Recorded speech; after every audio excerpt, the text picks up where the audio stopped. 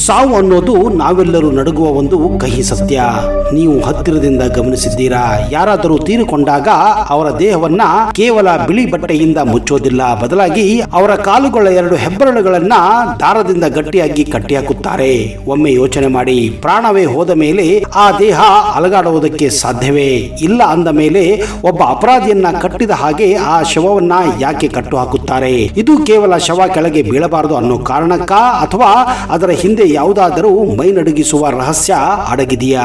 ಒಂದು ವೇಳೆ ಹಗ್ಗ ಬಿಚ್ಚಿಕೊಂಡರೆ ಅಥವಾ ಹೆಬ್ಬೆರಳುಗಳು ಕಟ್ಟದೆ ಹೋದರೆ ಸುಮ್ಮನೆ ಮಲಗಿರುವ ಆ ಹೆಣ ಮತ್ತೆ ಎದ್ದು ಕೂಡುತ್ತಾ? ಇಲ್ಲ ಅಲ್ವಾ ಸ್ನೇಹಿತರೆ?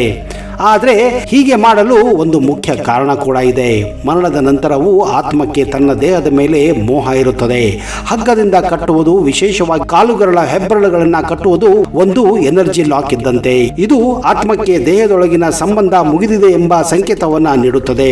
ಇನ್ನೊಂದು ಭಯಾನಕ ವಿಷಯ ಅಂದ್ರೆ, ಖಾಲಿ ಇರೋ ಮನೆಯೊಳಗೆ ಕಳ್ಳರು ನುಗ್ಗುವ ಹಾಗೆ ಆತ್ಮ ಇಲ್ಲದ ಶರೀರದ ಒಳಗೆ ಸುತ್ತಮುತ್ತಲೇ ಇರೋ ಬೇರೆ ಯಾವುದಾದರೂ ಪೈಶಾಚಿಕ ಶಕ್ತಿಗಳು ಅಥವಾ ಕೆಟ್ಟ ಆತ್ಮಗಳು ಸೇರಿಕೊಳ್ಳುವ ಚಾನ್ಸಸ್ ಜಾಸ್ತಿ ಇರುತ್ತದೆ. ಹೀಗಾಗಿಯೇ ತೆಂಗಿನ ನಾರದ ಹಗ್ಗದಿಂದ ಆ ಶರೀರವನ್ನ ಕಟ್ಟಿ ಸುತ್ತಲೂ ಒಂದು ರಕ್ಷಣಾ ಕವಚವನ್ನ ನಿರ್ಮಾಣ ಮಾಡಲಾಗುತ್ತದೆ.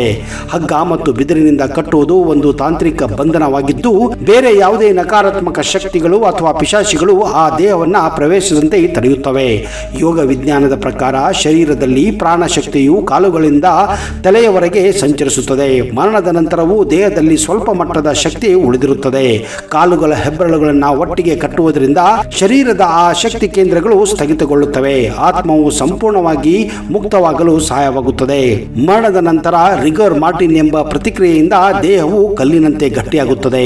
ಸ್ಮಶಾನಕ್ಕೆ ಕೊಂಡೊಯ್ಯುವಾಗ ದೇಹವು ಅಸ್ವಸ್ಥವಾಗದಂತೆ ಮತ್ತು ಮೃತ ವ್ಯಕ್ತಿಗೆ ಅಪಮಾನವಾಗದಂತೆ ಸ್ಥಿರವಾಗಲು ಹಗ್ಗದ ಅವಶ್ಯಕತೆ ಇದ್ದೇ ಇರುತ್ತದೆ. ಅಲ್ಲದೆ ದೇಹದಲ್ಲಿ ಉತ್ಪತ್ತಿಯಾಗುವ ಅನಿಲಗಳಿಂದಾಗಿ ಕೈಕಾಲುಗಳು ಇದ್ದಕ್ಕಿದ್ದಂತೆ ಅಲಗಾಡಲು ಪ್ರಾರಂಭ ಮಾಡಿದರೆ ಅಕ್ಕಪಕ್ಕದ ಜನರು ಭೂತ ಅಥವಾ ಪಿಶಾಚಿ ಅಂತ ಹೆದರಿ ಓಡುವ ಸಾಧ್ಯತೆ ಇರುತ್ತದೆ. ಮನೆಯಿಂದ ಹೊರ ಬಂದ ನಂತರ ಅರ್ಧ ದಾರಿಯಲ್ಲಿ ಶವವನ್ನ ಕೆಳಗಿಳಿಸಿ ದಿಕ್ಕನ್ನ ಬದಲಾಯಿಸಲಾಗುತ್ತದೆ.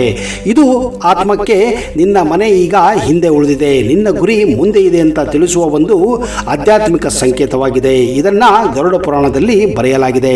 ಸ್ಮಶಾನದ ಹಾದಿಯಲ್ಲಿ ನಾಣ್ಯಗಳನ್ನು ಎಸೆಯುವುದು ದಾನಕ್ಕಾಗಿ ಅಲ್ಲ, ಬದಲಿಗೆ ದಾರಿಯಲ್ಲಿರುವ ಅತೃಪ್ತ ಆತ್ಮಗಳ ಗಮನ ಬೇರೆ ಕಡೆ ಸೆಳೆಯಲು ಇದೊಂದು ರೀತಿ ಲಂಚ ಕೊಟ್ಟ ಹಾಗೆ. ಚಿತೆ ಉರಿಯುವಾಗ ತಲೆಯನ್ನ ಬಿದಿರಿನ ಕೋಲಿನಿಂದ ಒಡೆಯಲಾಗುತ್ತದೆ. ಇದು ಮನುಷ್ಯನ ಅಹಂಕಾರ ಮತ್ತು ನೆನಪುಗಳನ್ನು ಮುಕ್ತಗೊಳಿಸಿ ಆತ್ಮವು ಸಂಪೂರ್ಣವಾಗಿ ದೇಹದಿಂದ ಹೊರಬರಲು ಸಹಾಯ ಮಾಡುತ್ತದೆ.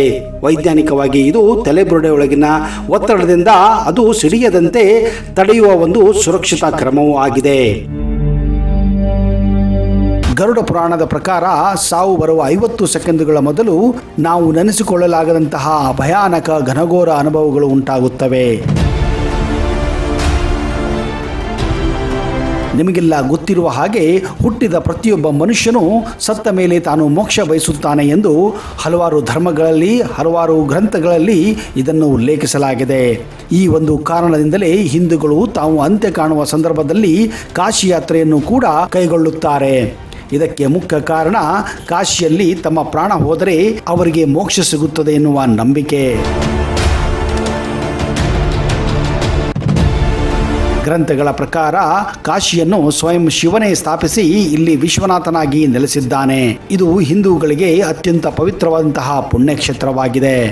ಮಾನ್ಯತೆಯ ಪ್ರಕಾರ ಯಾವೊಬ್ಬ ಮನುಷ್ಯ ಎಷ್ಟೇ ಪಾಪಗಳನ್ನು ಮಾಡಲಿ, ಎಷ್ಟೇ ಕೆಟ್ಟ ಕೆಲಸಗಳನ್ನು ಮಾಡಿರಲಿ, ಕಾಶಿಗೆ ಬಂದು ಗಂಗಾ ಸ್ನಾನ ಮಾಡಿ ಇಲ್ಲಿ ಮರಣವನ್ನು ಪಡೆದರೆ ಅವನಿಗೆ ಮೋಕ್ಷ ಪ್ರಾಪ್ತಿಯಾಗುತ್ತದೆ ಎಂದು ಶಿವಪುರಾಣಗಳಲ್ಲಿ ಉಲ್ಲೇಖಿಸಲಾಗಿದೆ. ಒಂದು ವೇಳೆ ಕಾಶಿಯಲ್ಲಿ ಬಂದು ಅಂತ್ಯವನ್ನು ಪಡೆಯಲು ಸಾಧ್ಯವಾಗಲಿಲ್ಲ ಅಂದರೆ ಮರಣ ಹೊಂದಿದ ನಂತರ ಅಂತಹವರ ಅಸ್ಥಿಯನ್ನು ಕಾಶಿಯ ಪ್ರಸಿದ್ಧ ಘಾಟುಗಳಲ್ಲಿ ಅಂದರೆ ಗಂಗೆಯಲ್ಲಿ ವಿಸರ್ಜನೆ ಮಾಡಲಾಗುತ್ತದೆ. ಹೀಗೆ ಮಾಡುವುದರಿಂದ ಮರಣ ಹೊಂದಿದ ವ್ಯಕ್ತಿಗೆ ಮೋಕ್ಷ ದೊರೆಯುತ್ತದೆ ಎಂದು ಗ್ರಂಥಗಳಲ್ಲಿ ಉಲ್ಲೇಖಿಸಲಾಗಿದೆ. ಹೀಗಾಗಿ ಎಷ್ಟೋ ಜನ ತಮ್ಮ ಕುಟುಂಬದವರ, ತಮ್ಮ ಸಂಬಂಧಿಕರ, ತಮ್ಮ ತಂದೆ ತಾಯಿಗಳ ಅಸ್ಥಿಗಳನ್ನು ಇಲ್ಲಿ ಬಂದು ಗಂಗೆಯಲ್ಲಿ ವಿಸರ್ಜಿಸುತ್ತಾರೆ. ಹೀಗೆ ಮಾಡುವುದರಿಂದ ಸತ್ತವರಿಗೆ ಮೋಕ್ಷ ದೊರೆಯುತ್ತದೆ ಎಂದು ನಂಬಲಾಗಿದೆ.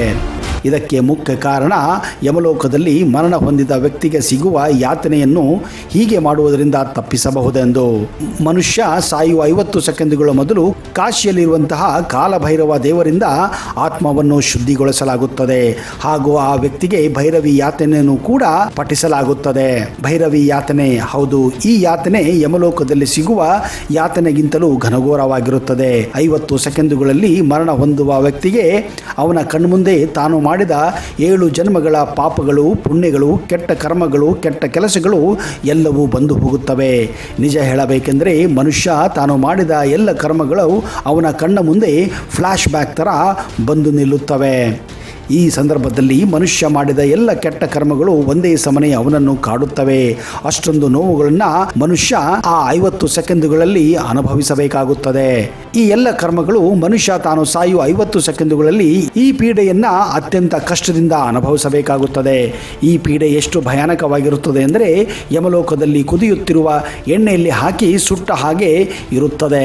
ಈ ರೀತಿಯಾಗಿ ಮನುಷ್ಯನು ತಾನು ಸಾಯುವ ಮೊದಲು ತಾನು ಮಾಡಿದ ಕರ್ಮಗಳನ್ನೆಲ್ಲ ಒಂದು ಸಾರಿ ಅನುಭವಿಸಲಿ ಎಂದು ಕಾಲಭೈರವ ಯಾತನೆಯನ್ನು ಮಾಡಲಾಗುತ್ತದೆ ಎಂದು ಗರುಡ ಪುರಾಣಗಳಲ್ಲಿ ಉಲ್ಲೇಖಿಸಲಾಗಿದೆ. ಕಾಲಭೈರವ ಯಾತನೆ ಮಾಡುವುದರಿಂದ ಮನುಷ್ಯನ ಆತ್ಮ ಶುದ್ಧಿಯಾಗುತ್ತದೆ.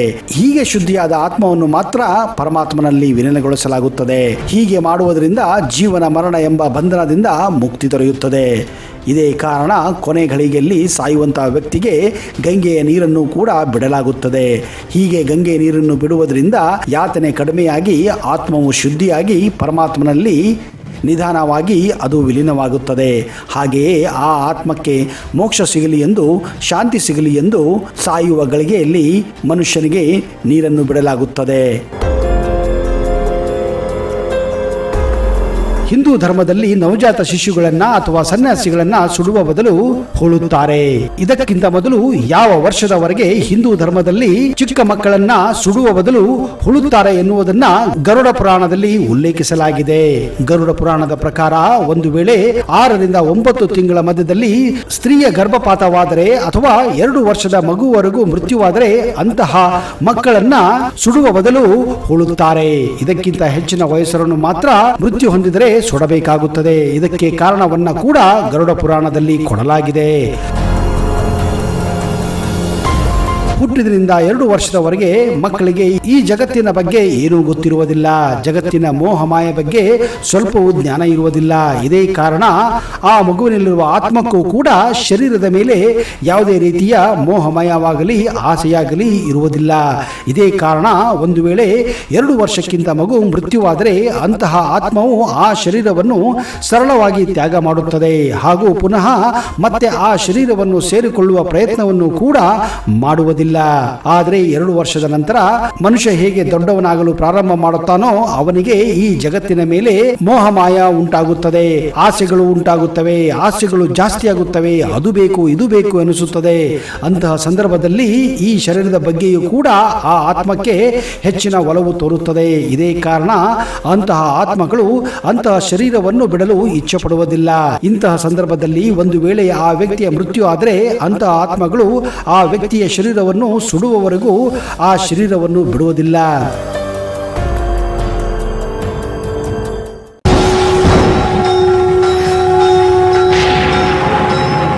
ಶ್ರೀ ಮಹಾಪ್ರತ್ಯಂಗಿರ ಚೌಡೇಶ್ವರಿ ಜ್ಯೋತಿಷ್ಯ ಫಲ, ಪಂಡಿತ್ ವೈದ್ಯಮೋಡಿ ರಾಮಜ್ಜ, ಶ್ರೀ ಆಂಜನೇಯ ಸ್ವಾಮಿಯ ಆರಾಧಕರು, Indian famous astrologer. Get 100% solution to all your problems. Shri Pratyangira ದೇವಿಯನ್ನ ವಶಪಡಿಸಿಕೊಂಡಿರುವ ಏಕೈಕ ಜ್ಯೋತಿಷ್ಯರು ಪಂಡಿತ್ ರಾಮಜ್ಜನವರು ರಾಜಮೋಡಿ, ತಾಳೆಗೆರೆ ಮತ್ತು ನಿಮ್ಮ ಧ್ವನಿಯ ಮೂಲಕ ನಿಮ್ಮ ಭವಿಷ್ಯವನ್ನ ನಿಖರವಾಗಿ ಹೇಳುತ್ತಾರೆ. ಫೋನಿನ ಮೂಲಕ ನೇರ ಪರಿಹಾರದಲ್ಲಿ ಓಪನ್ ಚಾಲೆಂಜ್. ಆಂಜನೇಯ ಸ್ವಾಮಿಯ ಅನುಗ್ರಹದಿಂದ ವಿಶೇಷ ಪರಿಹಾರ ತಿಳಿಸುತ್ತಾರೆ. ನಿಮ್ಮ ಒಂದು ಕರೆ ನಿಮ್ಮ ಭವಿಷ್ಯವನ್ನೇ ಬದಲಾಯಿಸಬಲ್ಲದು. ಇವರ ದೂರವಾಣಿ ಸಂಖ್ಯೆ 9008220252.